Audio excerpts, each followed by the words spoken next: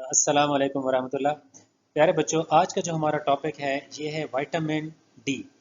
Vitamin D जो है ये भी एक फैट सॉल्युबल विटामिन है और ये हमारी हड्डियों को और दांतों को मजबूत करता है। हमारे बॉडी में कैल्शियम के लेवल को ज़्यादा करता है। याद रखें कि विटामिन डी कैल्शियम के लेवल को ज़्यादा करता है, लेकिन इसको खुद एक्टिवेट करने के लिए पैराथायराइड हार्मोन की हमें ज़रूरत पड़ती है। तो इसलिए पैराथायराइड हार्मोन होगा तो विटामिन डी जो है ना अपना काम सही करेगा, वरना नहीं करेगा। और भी जो चीज़ें इसके मुतल्लिक हैं वो हम इंशाल्लाह आज डिस्कस करते हैं कि विटामिन डी क्या है और ये कैसे हमारी बॉडी में कितना ज़रूरत होता है और ये हमारी बॉडी में कैसे रोल प्ले करता है। विटामिन डी के जो प्रो विटामिन्स हैं जो हमें प्लांट से मिलते हैं वो एर्गोस्टिरॉल है। क्योंकि ये इंटेस्टाइन में जाके एब्जॉर्ब नहीं हो सकते तो इसलिए इसकी कोई न्यूट्रिशनल वैल्यू नहीं है। जो दूसरी चीज़ है केमिकल है प्लांट से एनिमल से सॉरी हमें मिलता है वो 7 डी हाइड्रोकोलेस्ट्रोल है। ये हमारे म्यूकोजा में भी बनता है और लीवर में भी बनता है। जो म्यूकोजा में बनेगा वो लिम्फेटिक सिस्टम के ज़रिए, मतलब आपको पता है कि क्योंकि ये फैट सॉल्युबल विटामिन है तो इसलिए ये लिम्फेटिक सिस्टम में जाके एब्जॉर्ब होगा बाइल साल्ट्स के साथ, स्किन में चला जाएगा और वहाँ से जो है जो अल्ट्रावायलेट रेज होती हैं वो स्किन से इसको एक्टिवेट करती हैं और इंट्रामॉलिक्यूलर रीअरेंजमेंट से ये आगे मुख्तलिफ लेवल में चला जाता है, वो हम आगे चल के डिस्कस करते हैं। ये जो विटामिन है फिश लीवर ऑयल में, एग यॉक में, मार्गरीन में, बटर में और चीज़ में पाया जाता है। इसकी जो स्टोर्ड फॉर्म है वो 24-25 डाईहाइड्रोक्सी कोलिकैल्सिफेरॉल है।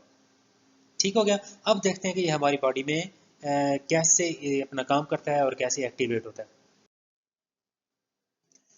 ये हमारी बॉडी की स्किन मैंने शो की है। इसके ऊपर जब अल्ट्रा वायलेट रेज पड़ेंगी तो स्किन में जो मौजूद होगा 7 डी हाइड्रोकोलेस्ट्रोल जिसको हम प्रो विटामिन D3 कहते हैं, ये कन्वर्ट हो जाएगा कोल कैल्सिफेरॉल में और इसको हम विटामिन D3 कहते हैं। ठीक हो गया। अब क्या होगा कि ये जो है ब्लड सर्कुलेशन में जाएगा और लीवर में जाएगा। लीवर में जाके इसके कार्बन नंबर 25 पर हाइड्रोक्सिल ग्रुप ऐड होगा जिससे ये बन जाएगा 25 हाइड्रोक्सी कोल कैल्सिफेरॉल जिसको कैल्सीडायोल भी कहते हैं। और ये एक एंजाइम है जिसको हम 25 हाइड्रोक्सिलेज कहते हैं। उसकी वजह से इसकी जो हाइड्रोक्सिलेशन होगी और ये कैल्सीडायोल में कन्वर्ट हो जाएगा।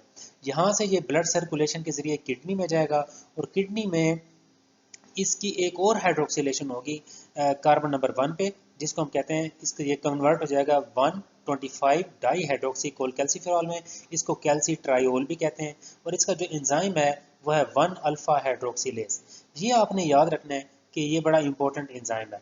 अब जब ये विटामिन डी अपनी फुल एक्टिव फॉर्म में आ जाएगा, मतलब कैल्सी ट्रायोल की फॉर्म में आ जाएगा, तो ये क्या करेगा, ये जाएगा इंटेस्टाइन में और इंटेस्टाइन में जाके ये ऐसी प्रोटीन्स और ऐसे पंप जो कैल्शियम पंप हैं और ऐसी कैल्शियम बाइंडिंग प्रोटीन्स हैं उनकी मतलब फॉर्मेशन करवाएगा जिसकी वजह से कैल्शियम की अब्जॉर्प्शन ज़्यादा होगी। अगर इंटेस्टाइन में कैल्शियम का लेवल कम है या नहीं खाया, इनटेक नहीं किया हुआ, तो दूसरी ऑप्शन होती है जो हमारी कैल्शियम किडनी के थ्रू एक्सक्रीट आउट हो रही होती है रीनल ट्यूब्यूल्स में, वहाँ पे जाके कैल्शियम की रीअब्जॉर्प्शन करवाता है। और लास्ट इसके लिए जो ऑप्शन होती है वो है बोन्स। बोन्स फर्स्ट ऑप्शन नहीं है, याद रखें। अगर हमने इंटेक नहीं किया हुआ और हमारी जो कैल्शियम किडनी में जा रही है वो भी कम है तो फिर वो कैल्शियम को मतलब इसकी बोन से रिजॉर्प्शन कराता है। लेकिन नॉर्मली अगर हमारे कैल्शियम मतलब हम इंटेक कर रहे हैं तो फिर ये बोन की मिनरलाइजेशन कराएगा। इस चीज़ को बड़ी अच्छी तरह समझ लें। अगर हम हमारा कैल्शियम लेवल ठीक है तो ये बोन के अंदर बोन की मिनरलाइजेशन कराएगा, बोन्स को मजबूत करेगा। अगर कैल्शियम कम है, हम ले भी नहीं रहे और हमारी किडनी से भी एक्सक्रीट आउट वाला जो लेवल है वो भी बहुत कम है, तो फिर ये बोन से रिजॉर्प्शन कराएगा, मतलब बोन की ब्रेक डाउन कराएगा। उसकी वजह से बोन जो है वो कमज़ोर होना शुरू हो जाएंगी। ये बात समझ गए। कैल्शियम मतलब ये दोनों काम कर सकता है, वो डिपेंड करता है कि कैल्शियम हमारे पास नॉर्मल है या नहीं है। अब ये अल्टीमेट इन तीनों का काम है कि कैल्शियम का लेवल जो है हमारी बॉडी में रेज कर दे, क्योंकि कैल्शियम हमारी बॉडी के लिए बहुत ज़्यादा इंपॉर्टेंट है। ना सिर्फ हड्डियों और दांतों के लिए बल्कि बहुत से एंजाइम्स हैं एज जिसके ये को फैक्टर के तौर पे काम करता है। आपको पता है कि जो जो न्यूरॉन के अंदर सिनेप्स के ऊपर जो इसका रोल है, नर्व के एक एंड से प्री सिनेप्टिक से पोस्ट सिनेप्टिक तक जाने में कैल्शियम का बड़ा रोल है।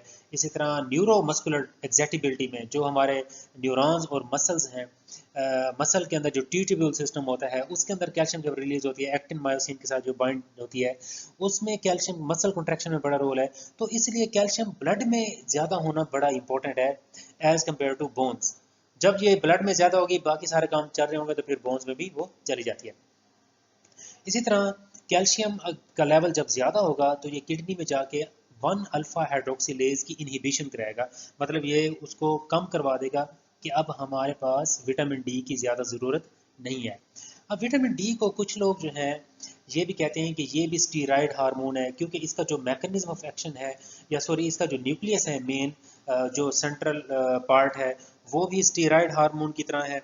और जो जिसको हम साइक्लोपेंटेनो पर हाइड्रोफिनेंथ्रीन ग्रुप कहते हैं, मतलब एक न्यूक्लियस स्टीरॉयड की तरह है, और ये उन्हीं की तरह इनएक्टिव फॉर्म में पाया जाता है। और ये फीडबैक मैकेनिज्म के तौर पे काम करता है, फीडबैक इसका है। और इसका जो ये डेफिनेट ऑर्गन्स पे और डिस्टेंट ऑर्गन्स पे काम करता है। और इसका एक्शन भी स्टीरॉयड की तरह है, क्योंकि वो डायरेक्ट जाके न्यूक्लियस के ऊपर काम करते हैं। ये विटामिन डी भी न्यूक्लियस के ऊपर जाके काम करता है। और ये दूसरे हार्मोन्स के साथ काम करता है, जिसमें पैराथायराइड हार्मोन हो गया या हमारा कैल्सिटोनिन हो गया। तो इसलिए ज़्यादा कुछ लोग ये कहते हैं कि जो विटामिन डी है ये भी स्टीरॉयड हार्मोन्स की तरह है।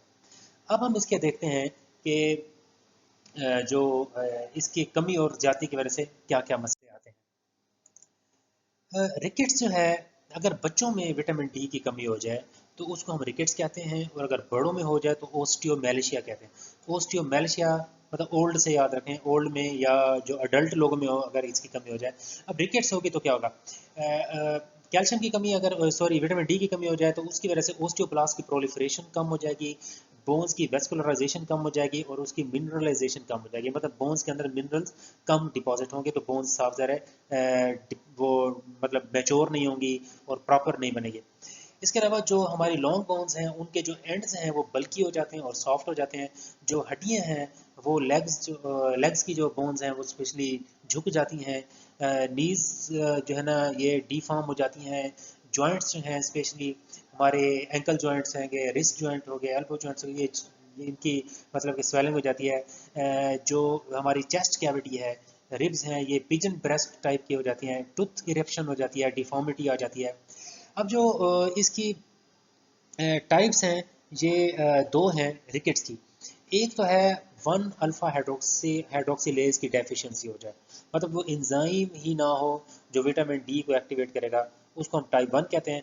दूसरा ये है कि एंजाइम तो ठीक है, लेकिन जिस जहाँ पे जाके रिसेप्टर पे लग रहे हैं वहाँ पे अमाइनो एसिड की चेंज आ जाती है, तो उसकी वजह से जो हमारा हार्मोन है वो अपने रिसेप्टर के साथ जाके प्रॉपर बाइंड नहीं कर सकता, तो इसलिए वो अपना प्रॉपर फंक्शन नहीं करेगा। बड़ों में अगर ऑस्टियो बड़ों में अगर विटामिन डी की कमी हो जाए तो हम ऑस्टियोमेलेशिया कहते हैं। प्रेग्नेंट वुमेन्स हैं, लैक्टेटिंग हैं, उनमें क्योंकि कैल्शियम बहुत ज़्यादा यूज़ हो रहा होता है बच्चे की डेवलपमेंट में और मिल्क में जा रहा होता है, तो इसलिए जो है कैल्शियम की उनके अंदर कमी हो सकती है। और ऐसे लोग जो विटामिन डी मतलब जो सनलाइट का एक्सपोजर जिसका कम हो, धूप में नहीं बैठते, जिस तरह सर्दियों में आम लोग धूप में बैठते हैं, या उनको सनलाइट का एक्सपोजर किसी भी वजह से कम है, तो उसकी वजह से भी कैल्शियम की कमी मतलब सॉरी ये विटामिन डी की कमी हो सकती है। एक और कॉज है उसको वजह उसको हम कहते हैं रीनल ओस्टियोडिस्ट्रॉफी। अगर किडनी जो है उसका पैरल कैमल प्रॉब्लम आ जाता है, लॉस्ट हो जाता है किसी भी बीमारी की वजह से, तो उसकी वजह से क्या होगा कि विटामिन डी एक्टिवेट नहीं होगा, मतलब कैल्सीट्रायोल का जो लेवल है कम होगा, उसकी वजह से कैल्शियम कम होगी।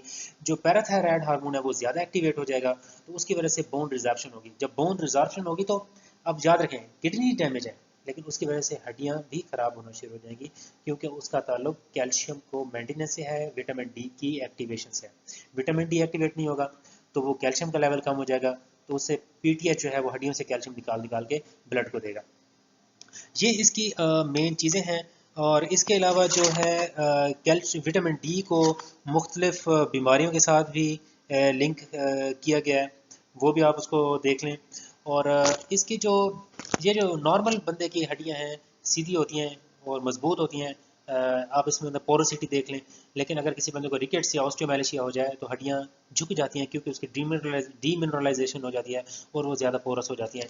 इसी तरह जो चेस्ट है वो इस तरह की शेप अचीव कर लेती है, जिसको हम पिजन चेस्ट भी कहते हैं। इसके बारे में मेन चीज़ें। और अगर कोई बात इसकी आपको ना समझ आए तो आप पूछ सकते हैं। Thank you so much. अल्लाह हाफिज़।